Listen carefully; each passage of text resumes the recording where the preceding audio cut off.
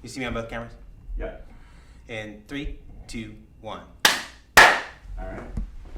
My name is Drayton Michaels. I'm a professional dog trainer. I live in Red Bank, New Jersey. What's the draw? Why dogs?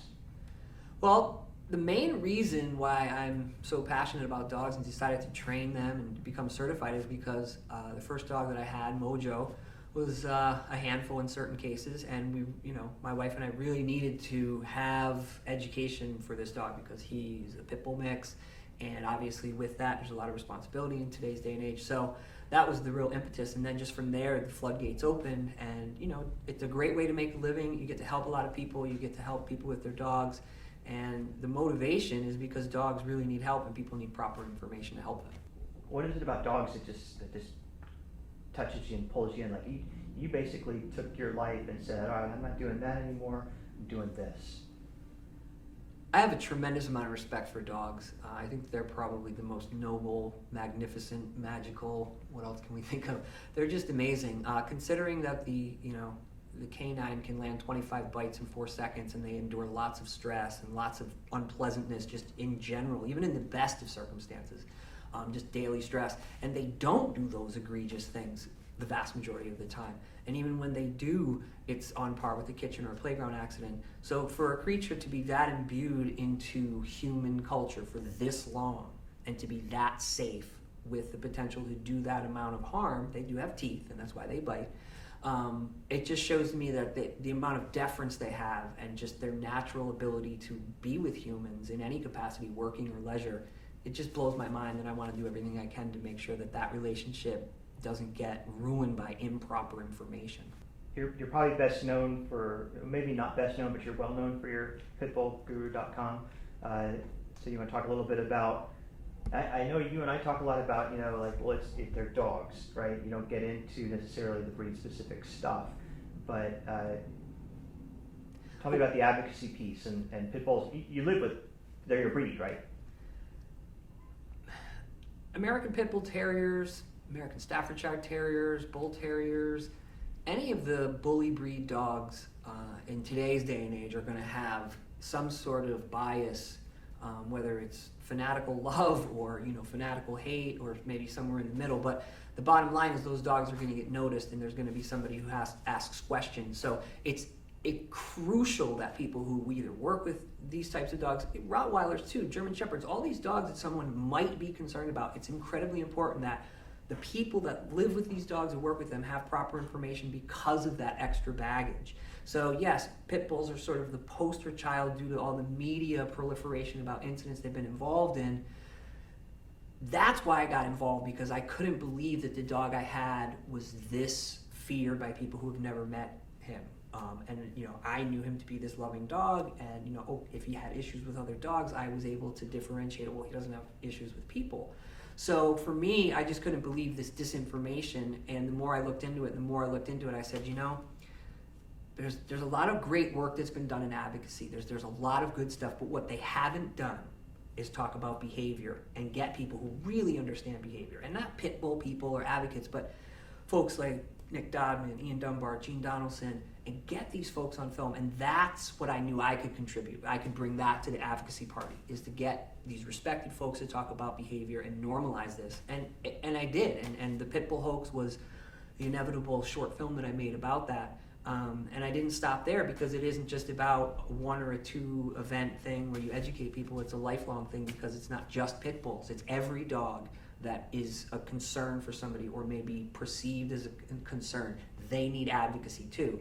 So again, Pit Bull Terriers, yeah, they're just dogs, but they are strong dogs, and they are powerful dogs. And the same as Rottweilers or Shepherds or any of the dogs that somebody might say, wow, that's a dog I'm concerned about.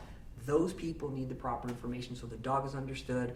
They aren't maligned through improper training, and they're not just cast off to a shelter or rescue because they have an issue that people are concerned about. The Pitbull Hoax is a 13-minute documentary that addresses breed-specific legislation known as BSL. And what I did to address that was talk to professionals in the behavior field who really understood dog behavior and human behavior as how it relates to dogs, and just get them to speak about it. There's a human criteria to every fatal or lethal dog bite incident. Dogs that are resident dogs, they're not there for being a pet or a family member. They're there to serve some sort of usually nefarious purpose. Kids left alone with dogs. Now that's a human decision. That's something that humans decide to do. Multiple dogs, dogs not spayed or neutered, dogs loose and roaming. Domestic violence is another criteria that's usually seen inside of these events where dogs are biting lethally or fatally.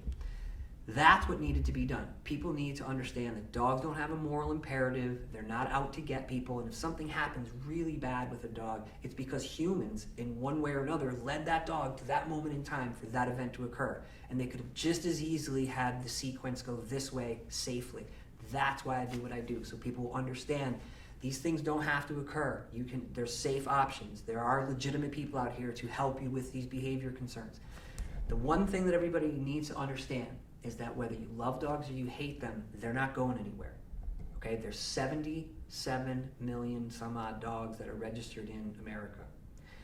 They're not going anywhere. So if you don't like them or you like them, the one thing we all need are safe dogs in the hands of people who know what they're doing and getting the proper help. Because then you have safe communities. And if we can achieve that goal, then advocacy is reaching their goals. They're getting the mission accomplished. Safe communities with people who are educated properly. So where are we fucking up? I mean, where? The reason why information gets disseminated that's not proper or founded in science or math or any of the legitimate areas where dog behavior is assessed is because dogs have been part of human culture for thousands and thousands of years, and that leaves a lot of room for myth and memes and, add in the media or, whatever people decide to get information from. That's going to play into their baggage. Everybody that comes into dogs has some kind of baggage, some less than others, some more than others, and it's the job of an advocate, whatever you're advocating for, is to have conscious contact with that subject matter and then to normalize fears for people and explain things in a sober way. And when it comes to pit bulls, we were messing up all over the place with that, because whether people were championing them or maligning them, it was just a lot of nonsense and hyperbole and just emotion.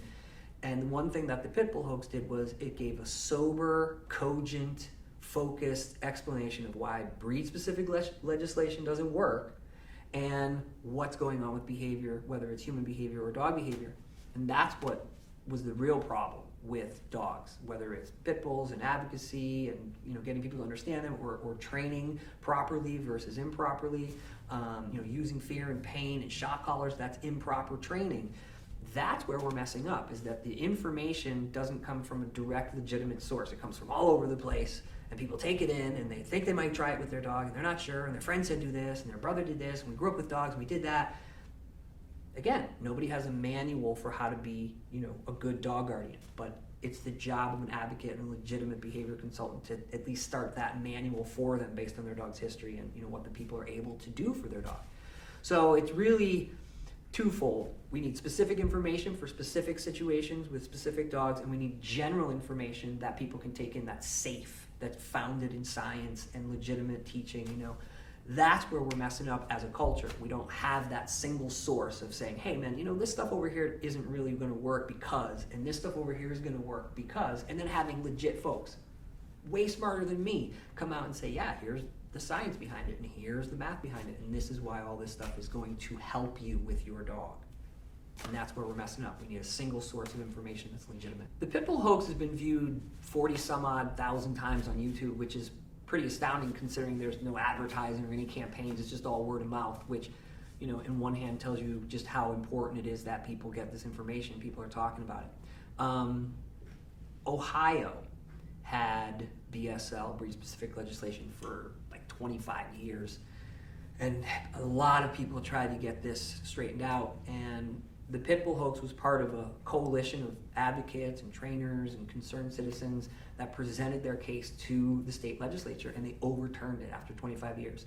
And it makes me very proud that my film was part of that team. I wasn't there, but my film was. And that's the kind of ripple effect that we need to create with dog media.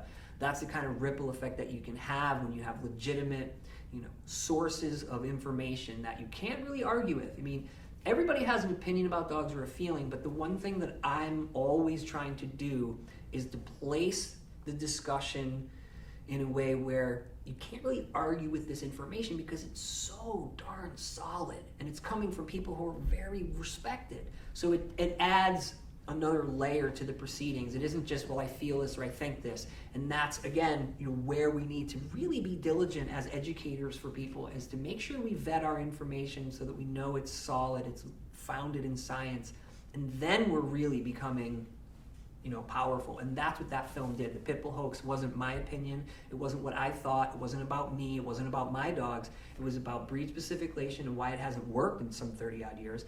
And it was about dog behavior and human behavior from people who have been working with dogs and humans for a long time, 30, 40, 50 years. So that's why that film did what it did. And it shows in Ohio that if you can take the arguments and the feelings and the emotions out of, cyberspace and, town hall meetings, and you can get that information to people who make laws, I would say more likely than not, if you have a sober conversation about dogs, people will make common sense decisions and they'll overturn laws and they'll make things better for dogs, whether it's training, or whether it's breed-specific laws. They're gonna do the right thing because you can't argue with logic. Tell me about that.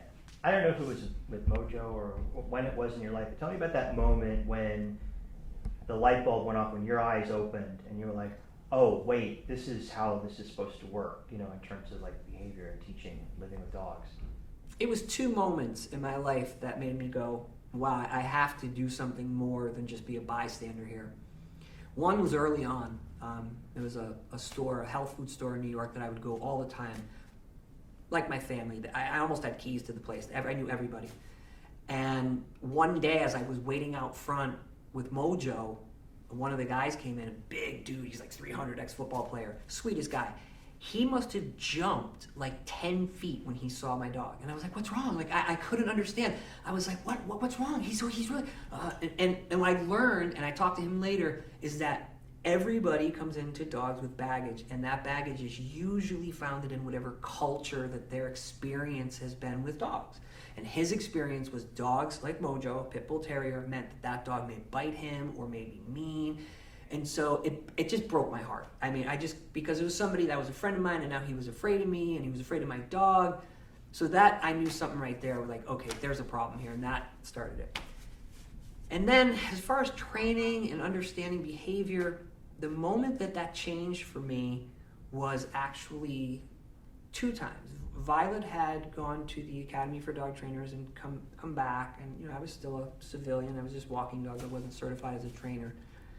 And one of the things that the Academy taught us was, you don't yell at the dog. Don't just try to shut the dog down. Try to get behavior or try to have the dog feel better about the situation. So Mojo used to bark at the window when the garbage truck came.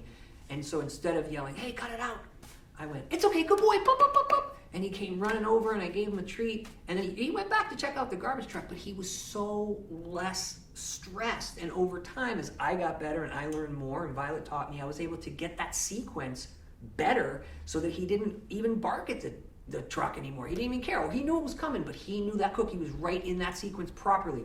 That blew me away. And I was like, okay, so if I can get him to not care about that garbage truck that much and to hang out with me, that's pretty amazing. Number 2, we're walking, and there was a cat. And I said, leave it, yeah, gave him a treat. Leave it, gave him a treat. Leave it, gave him a treat. I couldn't believe it.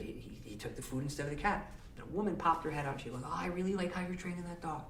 I was on cloud 9. I was like, oh my God, not only did I have this great success with my dog walking past the cat, but this woman noticed, and so it took a few years for me to decide to become a professional trainer and to go get certified. But what I learned early on was that just because you have a thought or an emotion or a feeling about dogs and behavior, it may not be appropriate.